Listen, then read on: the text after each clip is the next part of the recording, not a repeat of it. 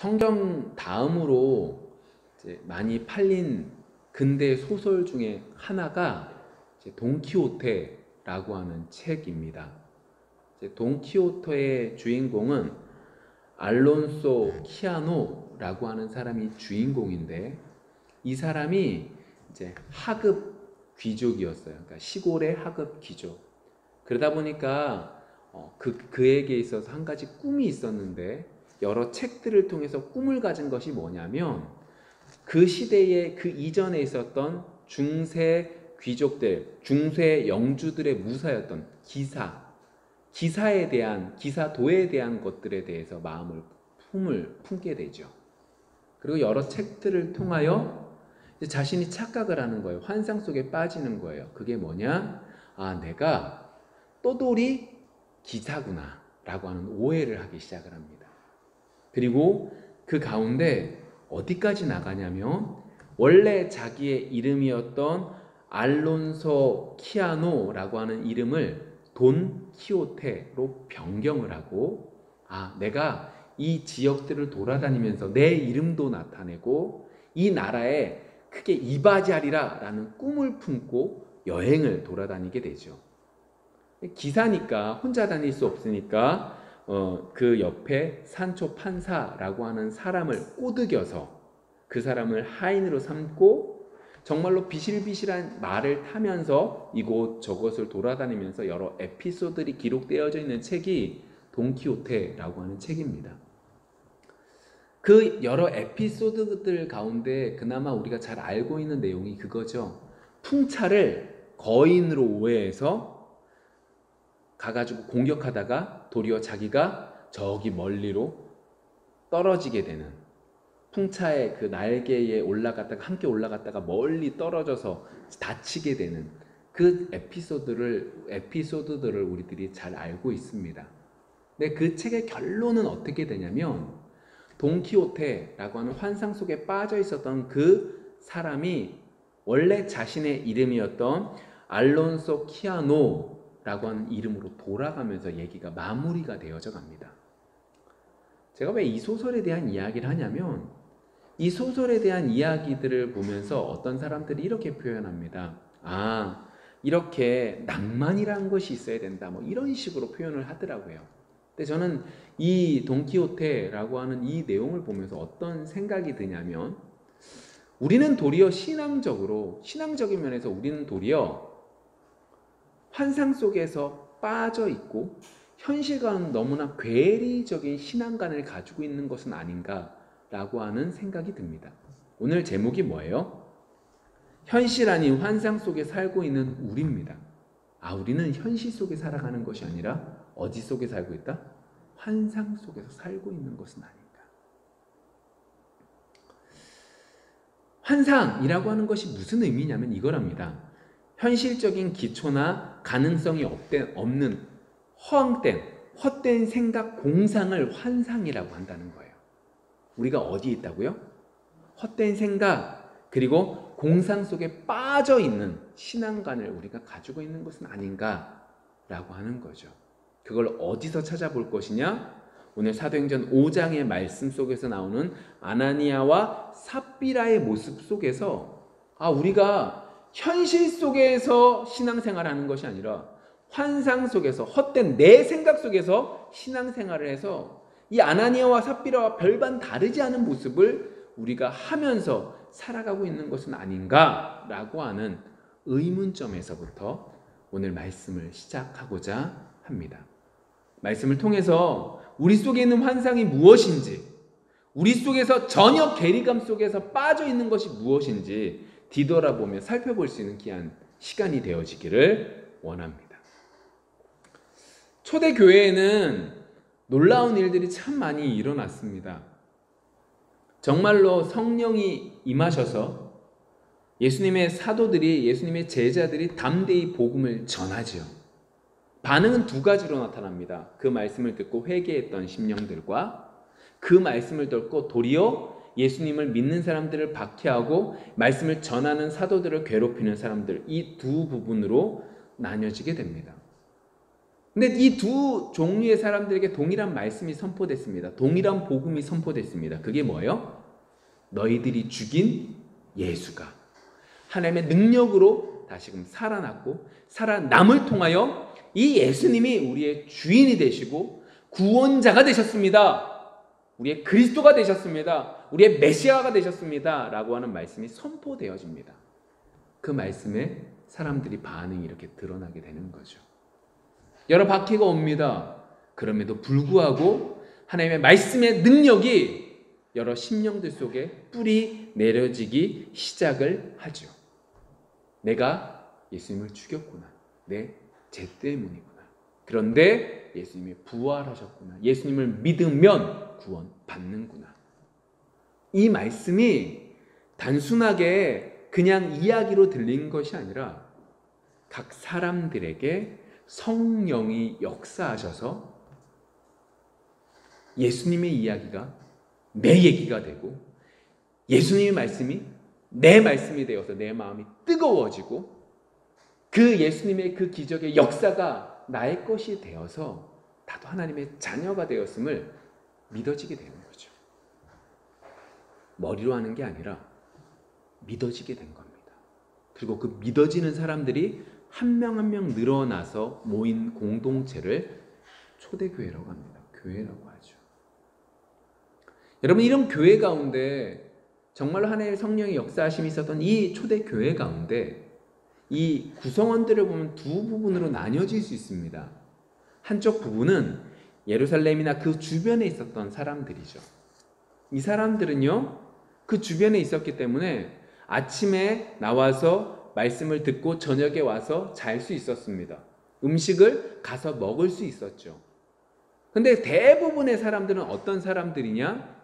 유월절을 맞이해서 예루살렘으로 왔다가 예수님의 사건이 있었고 그 이후에 오순절까지 시간이 멀지 않으니까 그곳에 있다가 복음을 듣게 된, 그래서 그 복음 때문에 자신이 원래 있었던 고향으로 돌아가지 못하는 사람들이 대다수였습니다. 그 사람들이 돈이 많으면 좀 괜찮은데 많은 수는 쪼들린 상황 속에 내가 유월절을 하나님의 전에서 보내야 되겠다라는 생각 속에 온 사람들이 많이 있었기 때문에 시간이 지나니까 물질이 떨어져 먹을 것조차 없어지게 되는 거죠. 그나마 부유한 사람들은 좀 나았어요. 그래, 복음을 듣고 돈이 있었으니까 복음을 듣고 먹고 살 수 있었죠. 여러 문제가 생긴 거예요. 말씀은 들어야 되겠고 돈은 없어요. 그런데 이 가운데 한 성령이 역사하기 시작합니다. 그게 4장 32절에 이렇게 기록되어져 있죠. 믿는 무리가 한 마음과 한 뜻이 되어 모든 물건을 서로 통용하고 자기 재물을 조금이라도 자기 것이라 하는 이가 하나도 없더라. 무슨 말이냐? 물질이 있었던 사람들이 물질이 없어서 배를 골고 있는 이 사람들에게 물질을 줍니다. 먹을 것을 줍니다. 잘 곳이 없는 사람들에게 잘 곳을 마련해 줍니다. 이 여러 가지 일들이 있었다라고 하는 거죠. 왜요? 한 마음 그리고 한 뜻이 됐답니다. 왜요? 한 성령이 각 사람들에게 임함에 한 성령으로 임하여 이 모든 역사가 이루어지기 시작한 거죠. 여러분, 이걸 오늘 중요한 포인트 중에 한 가지가 이걸 세상에서 말하고 있는 구제와 동일선상에서 보시면 안 됩니다. 세상에서도요, 우리가 생각할 수 없는 많은 돈들을 구제하는 사람들이 정말 많이 있습니다. 미국에서 말하고 있는, 미국에서 유명한 사람들 정말 많이 구제를 합니다. 아니, 우리나라 가운데 대기업들은요, 우리가 생각하는 이상의 금액들을 여러 단체들의 후원을 해주곤 합니다. 그런데 이것과 지금 오늘 성경 속에서 말하고 있는 이 모습은 전혀 다른 모습이라는 거죠. 여러분, 이후의 사건들을 우리가 알고 있습니다. 그러한 사건들, 그렇게 구제하는 것 가운데 한 마음과 한 뜻이 되어서 정말로 가난한 사람들에게 전해지는 이 구제의 현상들 속에서 한 명의 사람이 등장하는데 그 사람이 누구냐? 요셉이라고 하는 사람이죠. 이 요셉이라고 하는 사람이 자신이 가지고 있었던 땅을 팔아서 교회에 헌금을 합니다. 왜요? 가난한 사람들을 도와주라고요. 아니요, 지금 배고ල්고 있는 사람들에게 먹을 것을 주라고요. 이 사람의 별명도 있었죠. 그 사람의 별명이 4장 36절에 나오는데 위로의 아들이다 라고 하는 이름까지 얻게 된 바나바라고 하는 별명을 얻게 된 요셉입니다. 그리고 오늘 사건이 등장됩니다. 자신의 모든 것들을 팔았던 이 요셉을 바라보고 사람들이 다 칭찬을 하니까 오늘 5장에 등장하는 아나니아와 삽비라의 부부가 그 모습이 너무너무 부러웠던 겁니다. 그래서 자신도 자신의 밭을 팔아서 헌금을 드리겠다라고 이야기하죠. 목돈이 생깁니다. 그 돈을 다 드리려니까 좀 아까워요. 그래서 어떻게 하죠? 돈도 중요하고 사람들의 칭송도 중요하다 보니까 돈의 일부를 감춥니다.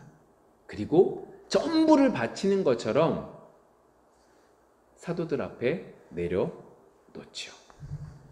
여러분, 세상적으로 보면 참 똑똑한 겁니다. 왜 똑똑하죠? 돈도 유지하고 칭찬도 듣는 아주 좋은 방법인데, 이제 여기서 그들에게 있어서 착각이 나타납니다. 더 정확하게 말할까요? 오늘 이야기로 말하면 그들이 지금 신앙생활을 어디 속에서요? 환상 속에서요. 뭐라고요? 헛된 생각, 망상 속에서 내가 생각하는 가장 좋은 것들로 내 멋대로 판단하는 그 신앙생활을 지금 하고 있다라고 하는 겁니다. 맞습니다. 사람은 속일 수 있습니다.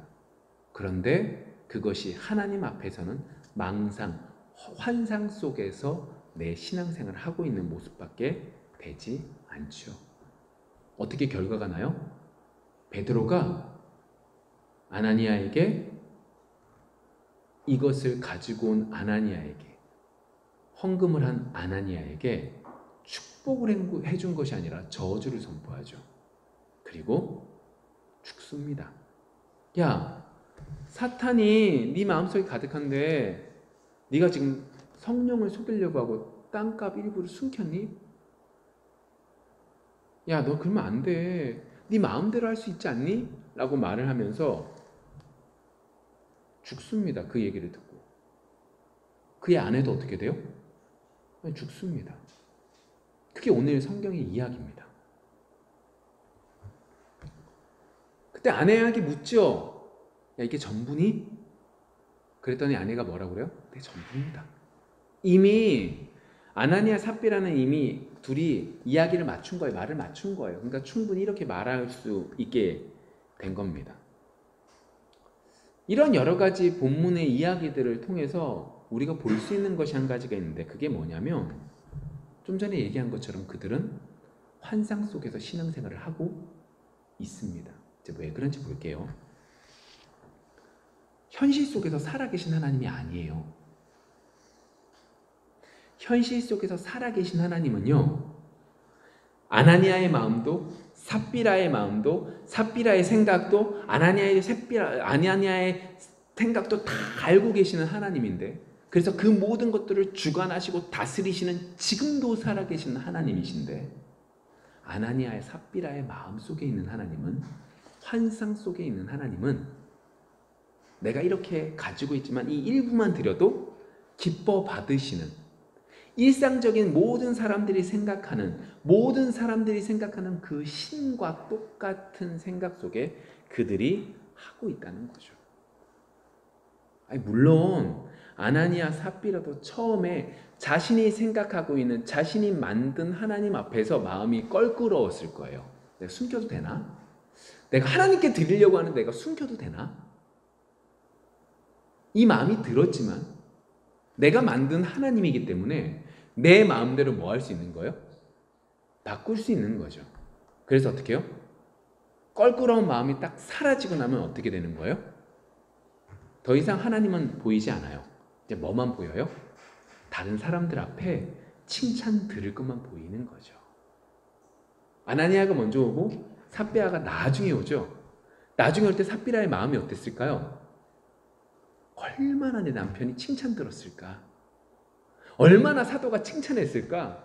이제 나도 우리 부부도 이 앞에 있는 요셉처럼 위로자의 아들이라고 하는 그 별명까지, 바나바라고 하는 그 별명까지 얻었던 것처럼 우리 부부도 그런 이름을 듣지 않을까. 여러 가지 환상 속에서 공상 가운데 여러 가지 생각들을 품으면서 나아가지 않았을까요? 여러분, 우리의 신앙생활이 딱 이래요. 환상 속에 있어요. 우리가 만든, 우리가 생각하는 하나님 앞에 모든 것들을 생각하죠. 왜요? 볼까요? 오늘 이 아나니아 삽비라 얘기하면 꼭 등장하는 게 뭐예요? 헌금 얘기죠. 돈 얘기죠. 이 말씀을 그냥 보면 우리는 뭐만 딱 보여요? 가장 먼저? 아니, 돈 숨겼다고 해서 하나님이 이렇게 죽이는 거 말이 되나? 아니, 성경이 그렇게 사랑의 하나님이라고 말을 하면서 사랑의 하나님이 아니라 이거 숨겼다고 이걸 죽여? 그래, 나는 숨긴 적도 없으니까. 그래, 난 좀 괜찮겠지 뭐. 그래서 때때로 어쩌다 내가 숨겼어요. 예를 들어서 내가 헌금을 이만큼 드리는데 조금만 드렸어요. 근데 드리고 나는데 어려운 일들이 안 생기네요. 이 성경처럼 말하면 극단적으로 죽지 않았네요. 그럼 어떻게 돼요? 역시 그렇지 뭐. 내가 하나님을 내 마음대로 조절하고 있는 것이 우리의 모습이라고요. 그러니까 단순하게 거창한 것까지 나가지 않더라도 오늘 이 말씀만 봐도 이 말씀을 이해하는 우리의 머릿속에, 우리의 생각 속에서도 우리는 환상 속에서 우리가 만든 하나님 앞에서 이 모든 것들을 판단한다고요. 하나님의 포커스는, 이 베드로가 지금 말하고 있는 포커스는 돈을 얼마나 들였냐가 포커스가 아닌데, 우리는 우리의 생각 속에서 하나님도 우리와 똑같이 돈이라는 것을 먼저 바라보면서 그 모든 것들을 바라보고 있는 게 우리의 신앙생활이다.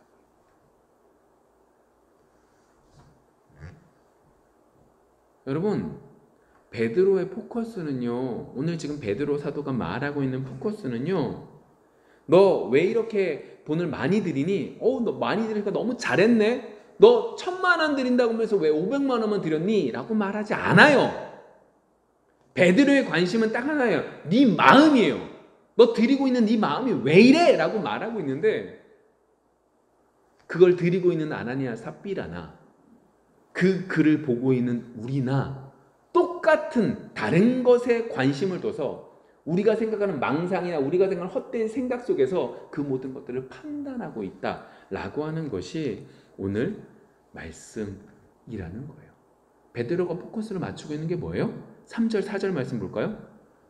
베드로가 이르되 아나니아야, 어찌하여 사탄이 내 마음에 가득하여 내가 성령을 속이고 땅값 얼마를 감추었느냐? 땅이 그대로 있을 때에는 내 땅이 아니며 판 후에도 내 마음대로 할 수가 없더냐? 어찌하여 이 일을 내 마음에 두었느냐? 사람에게 거짓말한 것이 아니요 하나님께로다. 그런 지금 베드로가 포커스를 맞추는 건 두 가지. 첫 번째가 뭐예요? 내 마음대로 할 수 없더냐예요. 두 번째가 뭐예요? 성령을 속였다는 거예요. 여러분, 내 마음대로 할 수 없다, 할 수 없느냐, 이게 무슨 말이에요? 밭을 가지고 있을 때도 누구 거예요? 아나니아 삽비라 거죠. 팔았을 것도 누구 거예요? 아나니아 삽비라죠. 그거 다 자기 마음대로 할 수 있는 거예요. 그런데 여기서 중요한 한 가지를 보셔야 돼요. 오늘 우리가 환상 속에 빠지고 있다, 우리가 속고 있는 게 뭔지를 잘 보셔야 되는데, 그게 뭐냐? 여러분, 우리가 돈을 우리 마음대로 할 수 있나요? 우리가 기도를 해요. 하나님, 돈을 우리가 다스릴 수 있도록 인도해 주옵소서 간절히 기도하잖아요. 근데 여러분, 솔직히 여러분들 돈을 다스릴 수 있나요? 돈을 여러분들 마음대로 하실 수 있나요? 예를 들게요. 아까 전에 말씀드렸지만 부자들, 대기업들, 정말로 우리가 생각하는 이상의 금액들을 복지단체에다가 돈을 기증해요. 정말로 큰 돈을 여러 곳곳에 보내요. 여러분, 왜 보내요? 감면 혜택이요. 기부금이요. 감면 혜택이요. 그걸 나쁘다고 말하는 거 아니에요? 당연히 그것조차 좋은 거죠.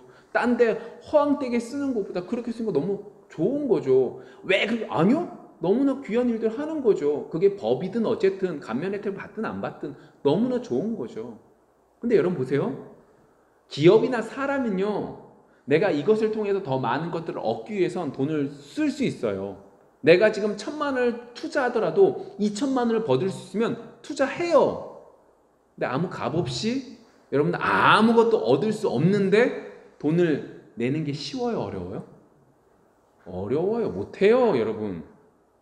세상에서 말하고 있는 그 구제는요, 심지어 그렇게 모든 걸 주고 못 받는다 할지라도 내 마음 편하기 위해서 하는 거예요. 내가 좋기 위해서 하는 거예요. 내가 좋으려고 구제를 하는 거예요. 그게 나의 자랑거리가 되거든요. 그 자랑거리로 떵떵거리면서 사람들에게 말할 수 있기 때문에 그렇게 하는 거예요. 여러분 잘 보세요. 우리는요, 우리 스스로 우리가 돈을 다스릴 수 없는 존재예요. 착각하지 마세요. 환상 속에 빠져 있지 마세요. 하나님의 존재들 그렇게 만드는 데다가 우리는 뭐에 빠져 있어요? 돈을 우리가 다스릴 수 있을 거라고 생각해요. 우리는 못 다스려요. 정말로 우리는 정말로 못 다스려요. 잘 보세요. 어릴 때 여러분 우리는 환상 속에 살고 있습니다. 예를 들게요. 어렸을 때 꿈이 뭐예요? 대부분 대통령, 연예인, 과학자. 옛날에는 대통령, 과학자, 요즘에는요 연예인, 심지어 저희 애가 어린데 3학년짜리인데 그 애 중에 한 명의 꿈이 뭐냐? 경찰관이래요. 왠지 아세요? 정직원이라세요. 요즘에 이제 시대 상인데 그렇게 바뀌어요. 근데 여러분 잘 보세요. 이것이 나이가 자라면 자랄수록 바뀌어가요. 왜 바뀌어가죠? 그게 환상이란 걸 알게 되거든요. 생각보다 경찰 되는 게 쉽지 않은 걸 알게 돼요. 생각보다 대통령 되는 게 아무나 되는 게 아닌 걸 알게 되는 거죠. 한 살 한 살 나이가 먹어가면서 현실이 보이기 시작해요. 그래서 어떻게 해요? 꿈을 접죠. 아무나 서울대학교 가는 게 아니에요. 아무나 부자 되는 게 아니죠. 아무나 그렇게 되는 것이 아닌 걸 어떻게 해요? 나이가 자라면 자랄수록 알게 되는 거죠. 어릴 땐 돈이라는 것이 크게 다가오지 않아요. 그게 어린아이죠. 돈에서 자유해요. 그런데 시간이 지나면 지날수록 왜 하나님이 돈과 하나님을 겸하여 섬기지 말라고 하셨는지를 알게 되는 거죠. 돈이 그만큼 강해요. 아니, 우리가 예수를 믿으면 우리가 오해하는데 예수를 잘 믿으면 우리가 거룩해지고 돈과는 자유하게 살아갈 거라고 생각해요. 정말로 훌륭한 목사님들이라고 하는 거 돈에서 자유한 정말로 저렇게 되리라 라고 생각하지만 그것이 쉽지 않음을 우리가 잘 몰라요. 우린 못해요. 우린 정말로 돈은 우리가 우리 마음대로 할 수 없음을, 돈이라는 것이 정말로 무섭다는 것을, 돈을 멀리할 수 없다는 것을 우리가 뼈저리게 느끼게 되죠. 여러분 그 적절한 예를 한번 들어볼게요. 우리 창세기 4장 말씀인데 4장 4절부터 8절까지 말씀이에요. 제가 한번 읽어볼게요. 아벨은 자기도 양의 첫 새끼와 그 기름으로 드렸더니 여호와께서 아벨과 그의 제물은 받으셨으나 가인과 그의 제물은 받지 아니하신지라. 가인이 몹시 분하여 안색이 변하니 여호와께서 가인에게 이르시되 내가 분하여 함은 어찌 됨이며 안색이 변함은 어찌 됨이냐.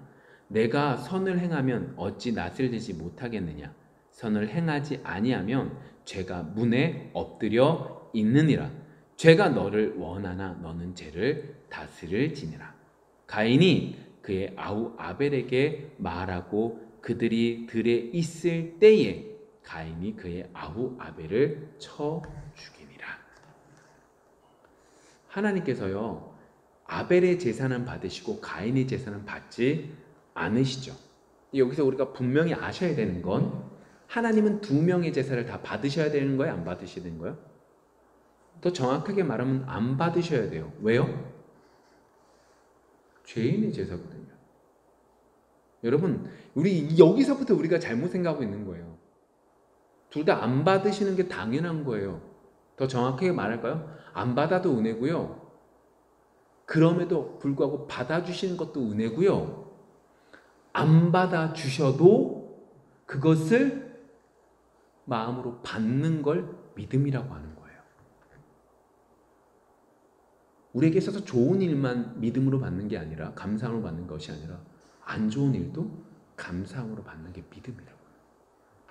근데 그게 정상적으로 하나님 앞에 서 있는 건데, 오늘 성경 속에서 어떻게 나와요? 가인은 안색이 바뀌어요. 분해요. 심지어 마지막 보면 어떻게 해요? 아벨에게 말을 해서 들로 나와요. 무슨 말이에요? 고의성이라고요. 고의로 데리고 나와서 어떻게 해요? 아벨을, 동생을 쳐 죽인다고요. 근데 그렇게 안색을 바뀔 때 결론적으로 그런데 하나님께서 뭐라고 말씀하시냐? 야, 너 왜 안색이 바뀌니? 네 앞에 문에 죄가 있으니까 뭐 하라는 거예요? 엎드려 있으니까 조심하라고요. 근데 조심해요, 못해요? 못해요. 그러면 가인이 세요, 죄가 세요? 죄가 훨씬 더 세네요. 왜요? 문 앞에 있는 그 죄를 가인이 다스릴 수 없었거든요. 죄가 훨씬 더 센 거예요. 여러분, 이 죄라고 하는 것을 바꿔서 돈이라는 걸 딱 넣어보세요. 어떻게 돼요? 돈이 우리보다 무진장 세요. 엄청 세요. 첫 번째, 우리가 환상 속에 빠져 있는 건 우리가 만든 하나님 앞에서 지금 실제적으로 현실 속에서 살아계셔서 지금 하나하나 모든 것들을 주관하고 계신 하나님을 바라보는 게 아니라 내 머릿속에, 내 생각 속에 있는 그 하나님 안에서 하나님을 바라보기에 내 멋대로 판단해서 아나니아 삽비라가 처음엔 부딪혔지만 나중에 자유해진 것이고, 두 번째로 그들이 큰 문제가 뭐냐면 내가 돈을 다스릴 수 있을 것이라고 생각했지만 우리는 돈을 다스릴 수 없는 존재라는 거예요. 가인과 아벨이 성령의 은혜로, 성령의 은혜 가운데, 교회 가운데, 그 역사 가운데 편승해서 같이 있다 보니까 내가 뭔가 바뀌었을 거라고 생각해서 결단해서 나갔는데 뭐 할 수밖에 없는 존재예요? 무너지고 질 수밖에 없는 존재라는 걸 깨닫지 못했다는 거죠. 인식하지 못했다는 거죠. 받아들이지 못했다는 거죠. 여러분, 우리는 돈을 철저하게 이길 수 없습니다. 여러분, 우린 돈이 정말로 무서운 존재라는 걸 느끼고 엄청 느끼셔야 돼요. 어떻게 저럴 수 있어? 우린 더 합니다. 우린 더 돈에 약한 사람들이라는 걸 인식하셔야 돼요. 그러면 여러분, 우리 기도하지 말까요? 돈을 다스릴 수 있도록 인도해 주옵소서. 기도하지 마셔야 됩니까? 기도하셔야죠. 누구나 하실 수 있어요? 하나님이요. 성령이 역사하실 때만이 뭐 할 수 있어요? 돈을 다스릴 수 있어요. 다시 말할까요? 성령이 역사하실 때만이 요셉이 어떻게 한 거예요? 자신의 모든 것들을 아무 이유 없이 갖다가 내서 모든 사람들을 먹이게 된 거예요. 세상에서는 유익을 위해서 구제했지만, 그냥 볼 때는 이것도 구제로 보이지만, 하나님 앞에 서 있는 우리에게 있어서 이 역사는 성령의 역사하심으로 아무 이유 없이 주는 하나님의 은혜로 가능한 구제였던 거죠. 뭐 하지 않았기 때문에요? 환상 속에서 신앙생활한 것이 아니기 때문에요. 돈의 무서움을 알아요. 근데 그 돈의 무서움 속에서도 어떻게 하는 거예요? 성령의 역사하심으로 드리게 만드시는 거죠. 마지막으로 그가 환상 속에 빠져 있었던 게 뭐예요? 성령을 속인 거예요. 현실 속에서 역사하신 하나님이라는 인식이 없으니까 어떻게 되는 거예요? 속일 수 있다고 생각하는 거죠. 여러분, 이거 막 거창하게 생각하지 마세요. 여러분, 우리에게 있어서 성령을 속이는 게 뭐냐면 이렇게 보시면 돼요. 하나님, 모든 것들을 하나님께 맡깁니다 라고 말하면서 기도한다고 말을 하지만, 정말로 우리가 삶 속에 자그마한 것 하나도 하나님 앞에 기도하면서 나가냐라고 하면 그렇지 않죠.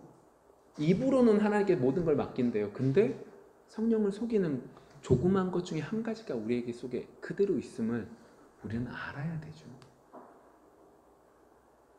여러분, 두려워하면서 한 걸음 한 걸음 하나님께 맡길 수 있는, 성령을 속이지 않는 여러분들이 되어지기를 소망합니다.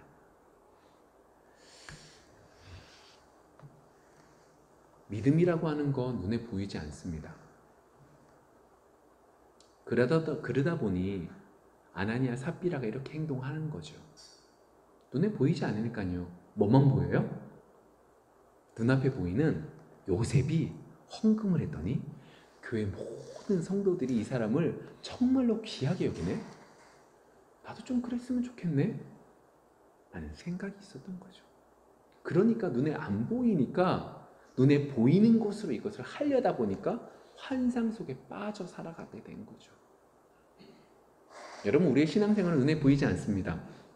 그러나 하나님은 지금도 현실 속에서 역사하셔서 여러분들의 마음을 여러분들보다 더 잘 알고 계십니다. 그 하나님 앞에 두려워하면서 살아갈 수 있는 여러분들이 되어지기를 원합니다. 왜요? 성령이 역사하지 않으면 우리는 할 수 없거든요. 요즘에 새벽에 우리가 창세기 말씀을 보는데 레아와 라헬에 대한 그 자녀를 낳는 것의 경쟁에 대한 이야기들을 말씀을 나누고 있습니다. 근데 레아가 총 6명의 아이를 놓는데 대부분의 아이들이 어떤 이름들이냐면 내가 이 아이를 놓음으로 내 남편에게 내가 사랑을 받겠다 라고 하는 이름의 뜻들을 가진 이름들을 아이들의 이름으로 지어요. 르우벤도 그렇고 등등등등 다 그래요. 근데 유일하게 그것과 좀 동떨어진 이름을 짓는 이름이 있는데 그 사람이 뭐냐? 유다예요. 유다의 뜻이 뭐예요? 하나님을 찬양한다는 거예요. 왜 그 넷째 아들은 그렇게 짓고 시간이 좀 한참 지나다가 그 5번째와 6번째, 레아가 낳는 5번째와 6번째 아들들 이름도 또다시 남편에 대한 연결이 돼요. 왜 이 아이만 좀 다를까? 왜 유다만 이럴까? 라고 생각을 해보면 그때 어떻게 해요? 성령의 은혜 가운데 그가 그나마 하나님을 바라보고 있었기에 그렇게 이름을 지었던 거죠. 그리고 또다시 시간이 흐르다 보니까 또다시 어떻게 해요? 그 자신의 동생과 자녀로 경쟁하는 것 속에 자신도 모르는 가운데 또다시 그 모든 것들을 회복하고 다시 연결되리라 뭐 여러 가지들로 나아가게 되는 것들을 바라보게 되죠. 여러분, 이번 한 주 성령의 은혜로 하나님께 매여 있을 수 있는 여러분들이 되어지기를 소망합니다. 오늘 마지막 이제 베드로에 대한 이야기들로 마무리 짓기를 원하는데 오늘 이 이야기했던 이것들이 그대로 베드로 속에 딱 나타나요. 볼게요. 누가복음 5장에 보시면 베드로가 밤이 맞도록 그물을 던져요. 던졌지만 얻어요, 못 얻어요? 못 얻어요. 돌아오는데 예수님께서 배를 잠깐 띄워달라는 거예요. 배를 띄워서 말씀을 전하죠. 말씀을 전하시는데 뒤에는 이제 바닷가가 있고 앞에 이제 언덕이 있고 거기서 말씀을 딱 전해요. 바람이 바다에서 이렇게 불어오니까 이 예수님이 말씀하신 그 말씀이 이제 퍼지게 되는 거죠. 그 말씀을 전하다가 이제 말씀이 끝났어요. 그리고 예수님께서 하시는 말씀이 뭐냐면 깊은 데로 가서 그물을 던지래요. 그랬더니 베드로가 5장 5절 이렇게 말합니다. 시몬이 대답하여 이르되 선생님, 우리들이 밤이 새도록 수고하였으되 잡은 것이 없지만은 말씀에 의지하여 내가 그물을 내리리이다 라고 말합니다. 오늘 말씀 그대로 대입할 수 있어요. 베드로는 지금까지 환상 속에 살았어요. 어떤 환상일까요? 자신의 허황된 생각, 자신의 망상 속에 살았는데 그게 뭘까요? 내가 이 바다를, 이 호숫가를 내가 너무나 잘 알고 있다는 거죠. 평생에 걸쳐서 내 경험이 모든 것들이 축적된 거예요. 그렇잖아요. 아, 고기는 밤에 가서 저곳에 가서 그물을 던지면 된다. 아침이 가까우면 이 물고기들이 바다 깊숙한 곳으로 들어가기 때문에 깊은 곳에 가면 던지면 안 된다. 여러 가지들을 알고 있을 거 아니에요. 근데 그러한 여러 가지들에 대해서 베드로가 분명히 알고 있는 지식들이 있었죠. 그걸 가지고 평생을 살아왔고 그걸 가지고 배를 골지 않고 살았던 사람이 베드로예요. 그런데 지금 베드로는 그것이 딱 막혔어요. 밤이 새도록 물고기를 잡았는데 하나도 못 잡은 거죠. 그런데 지금 그의 앞에 살아서 역사하시는 하나님의 아들 예수 그리스도가 말씀하세요. 환상 속에서 있는 게 아니라 내 앞에 역사를 이루신 그 예수님이 뭐 하는 거예요? 나에게 말씀하신 거죠. 그래서 그 환상에서 벗어나는 거예요. 내가 알고 있는 지식으로는 이것이 맞지만 그 말씀에 순종할게요. 복종할게요. 결과가 어떻게 되죠? 물고기를 많이 잡습니다. 그리고 중요한 한 가지, 5장 8절 이렇게 말합니다. 시몬 베드로가 이를 보고 예수의 무릎 아래 엎드려 이르되 주여 나를 떠나소서 나는 죄인으로소이다 하니. 무슨 말이에요? 예수님을 뭐로 인식하는 거예요? 선생님이 아니라 메시아로, 주인으로, 주님으로 인정하게 된 거예요. 그래서 어떻게 해요? 하나님은 죄인과 함께 있을 수 없기 때문에 나를 떠나달라는 것이지 주님을 인정하지 않고 두려워서 멀리 떠나라는 그 의미가 아닌 거죠. 베드로가 납작 엎드려요. 그럼 오늘 말씀이 정리가 다 되네요. 여러분, 우리는 환상 속에 살고 있다고요. 우리 속에는 환상 속에 있는 신앙의 모습들이 무엇인지 뒤돌아보셔야 된다고요. 두 번째, 돈이라는 걸 우습게 여기지 마시라고요. 돈은 정말로 무서운 거라고요. 하나님과 경쟁할 수 있는 존재가 돈이라고요. 세 번째, 그것을 이기기 위해서는 성령이 역사하셔야 되는데 성령이 역사하시기 위해서는 어떻게 해요? 순종해야 되고 그것을 통하여 납작 엎드려야 된다고요. 이번 한 주 그러한 은혜가 여러분들 속에 풍성해질 수 있는 귀한 한 주가 되어지기를 소망합니다. 기도하겠습니다.